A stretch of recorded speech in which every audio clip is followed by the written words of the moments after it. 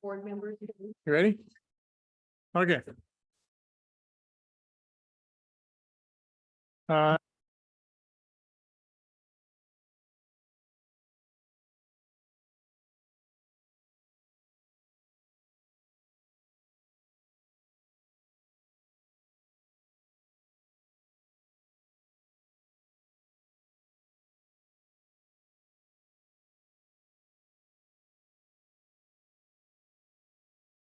I'm good. Okay. All right. Good evening and welcome to tonight's Transportation Benefit District meeting. Tuesday, June 6th. The time is now 7:00 p.m.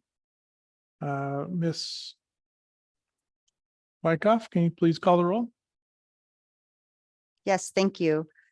Board members present and establishing a quorum are board members Fulcher, Kinney, Hanford, Fisher, and Scarborough. And we did receive word that board member Davis was not going to be able to attend. Thank you. Okay, would you join me in saying the Pledge of Allegiance? I pledge allegiance to the flag of the United States of America. Republic for which it stands, one nation, with liberty and justice for all. Thank you. Next thing on the agenda is public comments. Is there anybody that would like to address the Transportation Benefit District Board? Okay, there's nobody in the audience. Ms. Wyckoff, is there anybody online? Okay, thank you. The next item on the agenda is the consent agenda.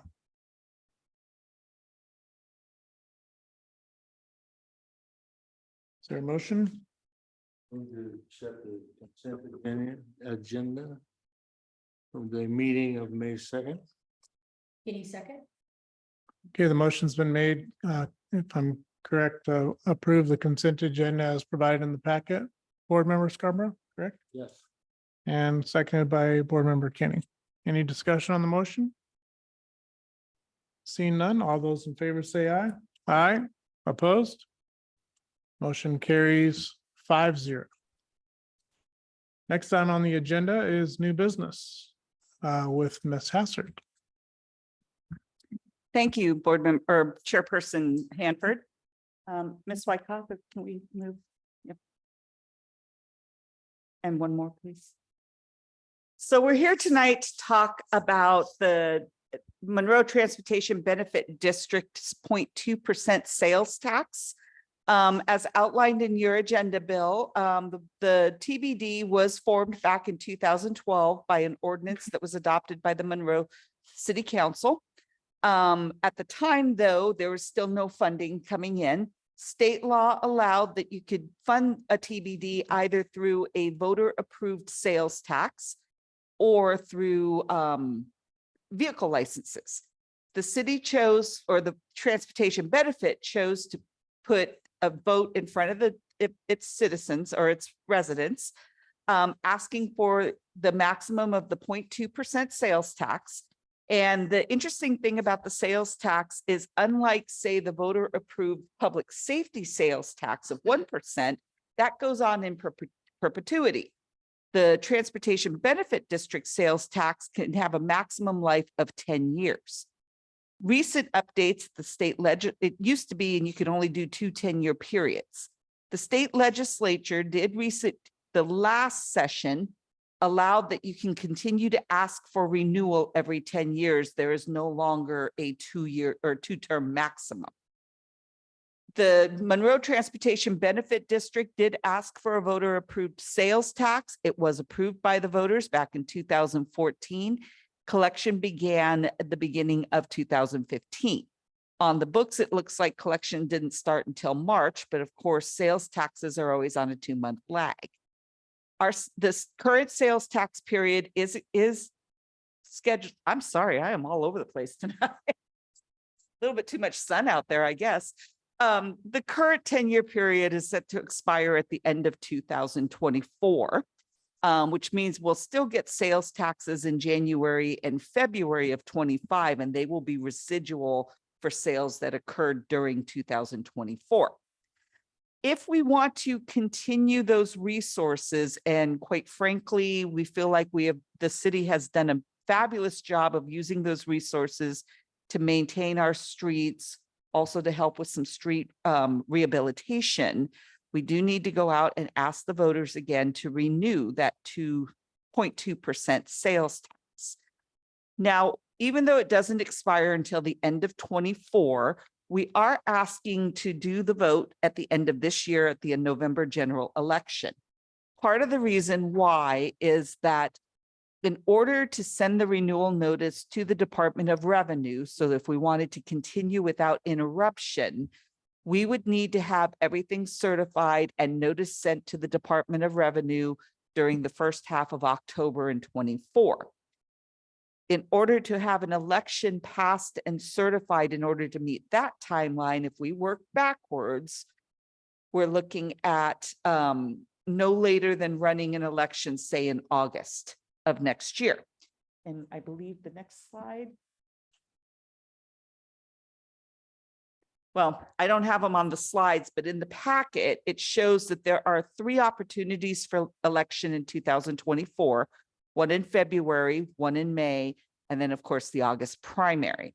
It is rare to ask for an election ask at the primary, especially if there are no others doing an election at that time, and if there's no need for a primary, and we certainly wouldn't have a need for one next year because our elections are this year, we would end up bearing the full cost of an election, which means all the voters' pamphlets, all the mailing, everything. That tends to be your most expensive election to run. February, May traditionally are the times when school districts will run any asks they may have. And out of courtesy, we usually try to avoid those dates so that there isn't any concern about multiple tax asks on the same election. That then brings us into the November general election.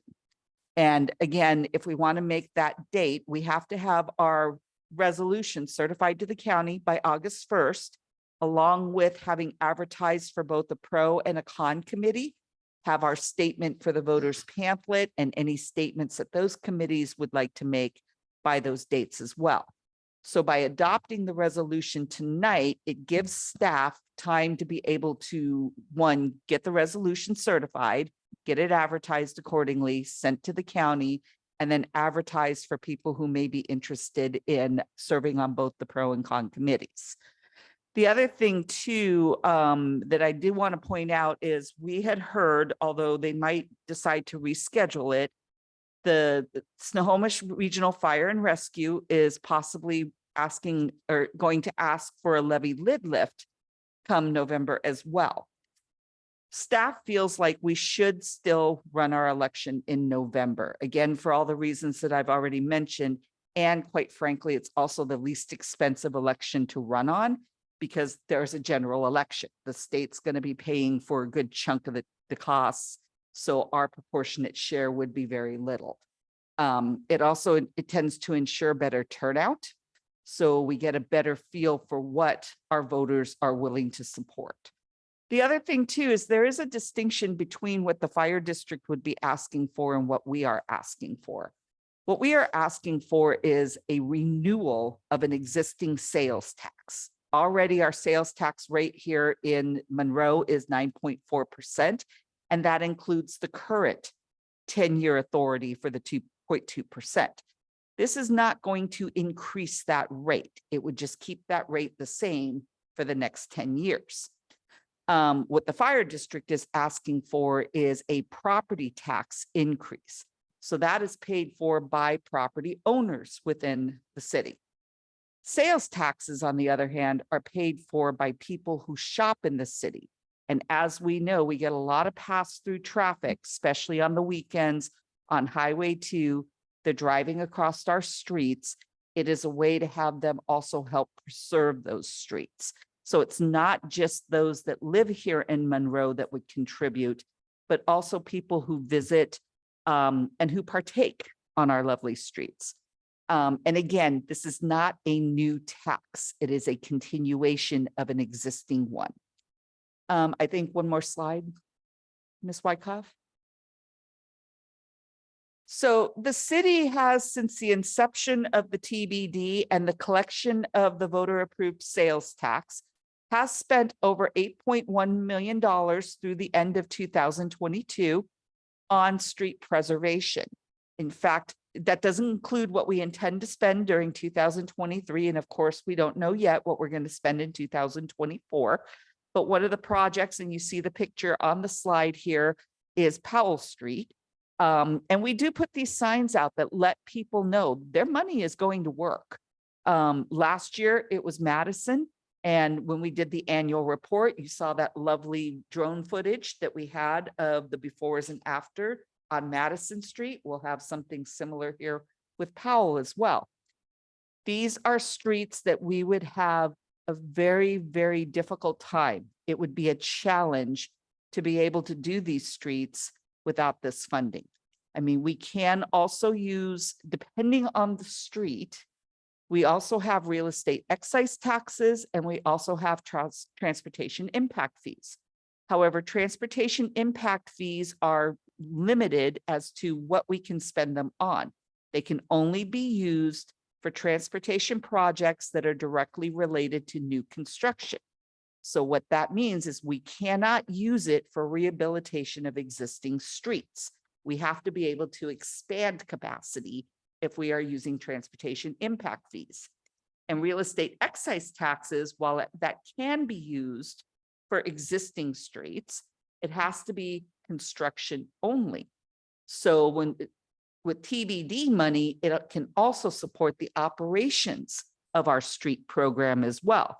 It can help support sidewalks as well and street adjacent paths. So there's a lot more flexibility with the TBD. However, do not mistake that flexibility, meaning we can just spend it on anything. It still has to be an allowed transportation project. So traditionally what happens is that the city of Monroe every year, and I believe this is coming up on their next agenda, does their updates of their 6-year transportation improvement programs. There is a public hearing process on the 6-year tip that's being recommended for the council to adopt. We also annually update our 6-year capital facilities plan, of which transportation is a portion of it. And within those two plans, they usually coexist. They're usually the same projects. We then go to the Transportation Benefit Board, you guys, to ask about being able to fund some of those projects. Also using some of the money to leverage grants as well, Transportation Improvement Board grants, grants through WashDOT, et cetera. It helps that with the TBD money, sometimes we can do a bigger match that then makes our grants that much more competitive when we are applying. As a finance director, and I certainly can't say this once we start putting the ballot measure out there, but this is critical money to be able to maintain our transportation system. So again, that's a lot of information that I'm throwing at you. There was a lot of information in the agenda bill as well.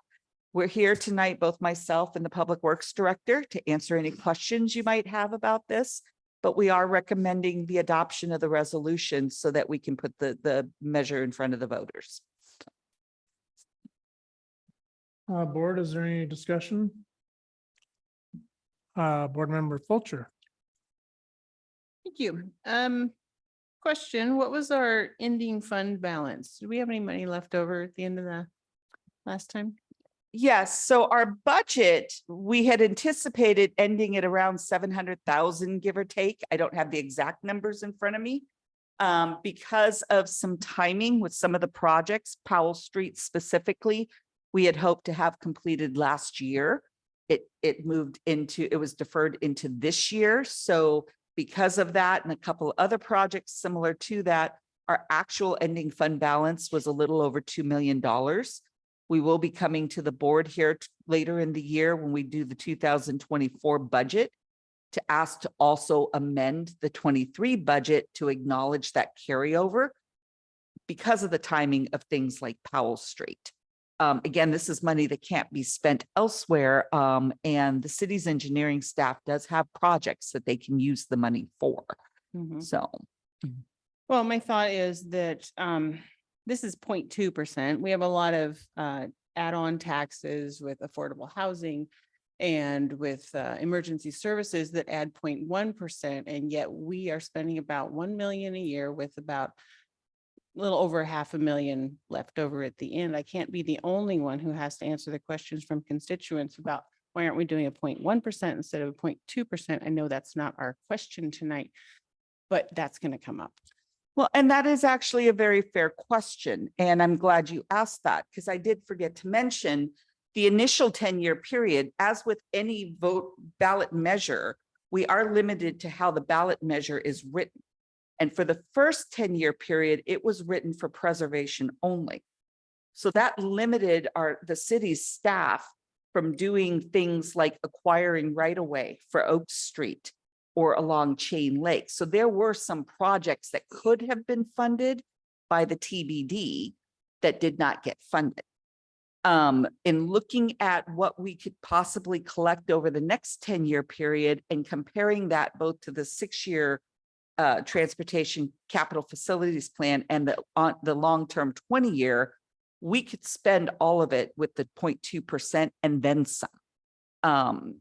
And the way the ballot measure is written this time, we are leaving the flexibility in there for the cooperation between the TBD and the city to be able to do more than just preservation. Perfect. Thank you. You're welcome. Great. Board Member Scarborough. You brought up Oak Street. Are you able to give us kind of an update on what's going on with Oak Street? Ms. Sasser, is that related to city council business or would that be transportation? Yeah, I benefit? didn't want to sound like I was going to be cagey about that, but that is really more a question, more appropriate for the city council. Part of the issue is that the TBD's role is, and again, we have an interlocal between the TBD and the city. The TBD pretty much approves the projects and provides the funding, but it's actually the city of Monroe who manages the projects, who would have updates with regards to where we are at with certain projects. So you're absolutely right. That would be a more appropriate question for the city council. Great. Mr. Roberts. Yeah. That's fair. Yes. Don't rub it on a steak. I'm gonna go to Mr. Roberts and then we'll do Board Member Fisher and then Board Member Kenny. Thank you, Chair. Just to speak to Board Member Fulcher's comments earlier, some of the revenue that is left, or some of the, I guess, residual revenues that are left there are because of the open public bidding form that we work in. We have to estimate X amount of dollars are going to be bid. So we put together an engineer's estimate. And in years past, actually the last 3 years, we've been pretty fortunate and gotten very competitive bids as compared to what the market in general is showing. That may or may not have something to do with our proximity to production spaces for asphalt and things of that nature. I can't say. However, that does leave some residual funds in there. And so what we don't want to do in public works is let a contract that we can't afford. And so our goal is to come in slightly under. That does leave some residual. I think our goal this year, and actually progressively over the last 3 years, has been a bit more aggressive. So we've been bidding with options to try to spend that down a little more. So just kind of speaking to a little bit more of the nuts and bolts of that question. So. And if I may, in the fiscal statement of the Agenda Bill 2, we talk about, if sales taxes continue to come in as we've been experiencing over the last couple of years with a very modest growth, it's anticipated that we would collect almost $12 million over the next 10 years. Our capital facilities plan or the next 6 years, because I wanted to do apples to apples. That's a 6-year collection, but our capital facilities plan for traffic related projects over that same 6-year period is actually closer to $50 million. So this does not pay the full cost of our transportation capital needs. And if all goes as we hope with the budget this year, we would be ending the year a little under $500,000. So. Thank you. Okay, Board Member Fisher. Yeah, is there no concern? I know you touched on it a little bit, running at the same time as the Snohomish Regional Fire and Rescue. It's a levy lid lift, I believe. It looks like, um, with the school district as a courtesy, we haven't ran it with them for relations. Is there just no way around running it with them? Is it just odd timing for both of us at this time? Or, and I would be curious to see what everybody else kind of feels about running it at the same time also. Ms. Hassard? So again, from what I understand from the fire district is that is something that they are exploring. It's not a done deal. And there's nothing that stops us. And I believe that, and Ms. Knight will weigh in here in a moment too. So I don't want to take her thunder on that. The county only runs elections at certain times. So it's kind of pick your poison. Do you want to run against kids or firefighters? I mean, if I'm going to be that blunt, and it is different types of revenue. And I think it'll be important for us as we put our message out there to stress that. And again, it's really then up to the voters. We just wanted to be sure that you were aware that that is a distinct possibility when you're thinking about, do we run in November or not? So. Okay. Great. Ms. Knight, did you want to add something to that? I can add to that. I actually had an opportunity to speak with the Chief Kevin O'Brien and talk to him about the city running its transportation benefit district in November. He wasn't aware that that was our intent. And so he was planning to go back to his board and talk to them about moving their election to a different time in order not to compete with the city of Monroe. Great, thank you. Okay, thank you. Board member Kenny. Thank you. Just curious about public outreach on this. Again, I know there will be a pro and con statement and a committee formed for that purpose. But just wondering, again, that's good news. What I just heard from Ms. Knight, happy to hear that because I do think that people always are concerned about the outlay.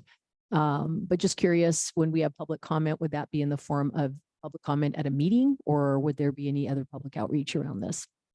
There's definitely planned public outreach. In fact, we've already started that. We've been beefing up the webpage.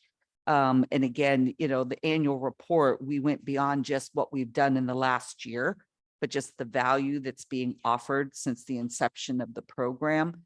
We are working with Mojo, the city's communications consultant. We're putting together and we've been including articles in the mayor's monthly or weekly newsletter. We're going to have items out on Facebook. We'll reach out, we'll talk to the chamber, the different service organizations. Once the ballot measure or once the resolution is adopted and we give that to the county, we do have to be conscious of what the public disclosure rules are as to what we can and cannot say about the measure. And that goes for the board members too, because at individuals, you can't tell people, please vote yes. We have to keep everything factual. We can talk about this is how much would be collected. These are the projects, things of that nature. Please vote, but we can't ask them to vote one way or the other. Right.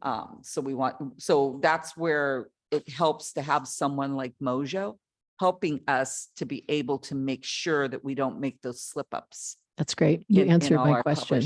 Thank you. Wonderful. And also it's a renewal, which is an important message to get across as well. Thank you. Great. Is there any further discussion? I guess I would say that I love seeing the sign like you displayed just a minute ago. Voter approved. This was done with your approved funding. Whenever I see that, even though it may be an area that I don't live near at all, it just makes me feel proud because I know that my tax dollars are at work as a citizen in Monroe. So I love that. I think as long as we run a really good informative, I don't want to say campaign, but informative Education to this to renewing the tax, I think I'm not worried about it. It's a renewal.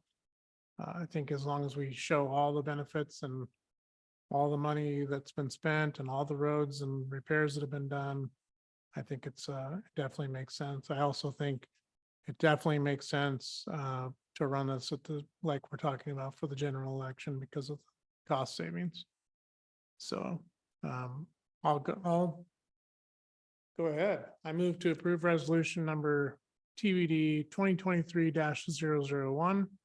A resolution of the Board of the Monroe Transportation Benefit District providing for the submission to the voters of the district at an election to be held on November 7th, 2023 of a proposition authorizing a sales and use tax at the rate of 0.2% to replace an expiring levy pursuant to RCW 82.14.0455 to pay part of the cost of transportation improvements, setting forth the text of the ballot proposition, directing proper district officials to take necessary actions, and providing for other properly related matters. Motion's been made by myself, seconded by Board Member Scarborough. Is there any discussion on the motion? Seeing none, all those in favor say aye. Aye. Aye. Opposed? Motion carries 5-0. Thank you. Next item on the agenda is staff department reports. Are there any reports tonight? Thank you. The next item on the agenda is board member reports. As a point of just a friendly reminder, any reports during this section would be specific to board members. So this would not be a council member report. So are there any board member reports? Seeing none, is there a need for an executive session this evening? Okay. I'll make the motion to adjourn. Motion's been made by myself, seconded by Board Member Scarborough. Is there any discussion on the motion to adjourn? Seeing none, all those in favor say aye. Aye. Aye. Opposed? Motion carries 5-0. Thank you very much, everyone. Thanks. Have a good night.